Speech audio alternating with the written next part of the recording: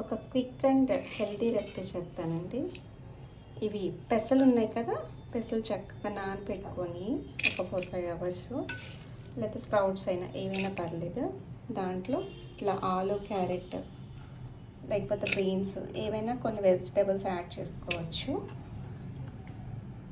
కొంచెం కొత్తిమీర వేస్తున్నాను. ఇది ధనియాలు, మిరియాలు అన్నీ వేసింది, జీలకర్ర వేసిన పౌడర్ కొంచెం వేస్తున్నాను. కొంచెం సాల్ట్, కొంచెం పసుపు, కొంచెం కారం, కొంచెం వాటర్ వేసేసేసి కుక్కర్ పెట్టేస్తాను. ఒక 1 విజిల్ రానిస్తే చక్కగా కుక్ అయిపోతాయి.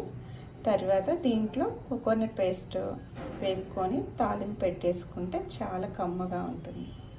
ఏ ఏజ్ వాళ్ళైనా ఈ రెసిపీ చక్కగా తినవచ్చు అండ్ ఈజీగా డైజెస్ట్ అవుతుంది.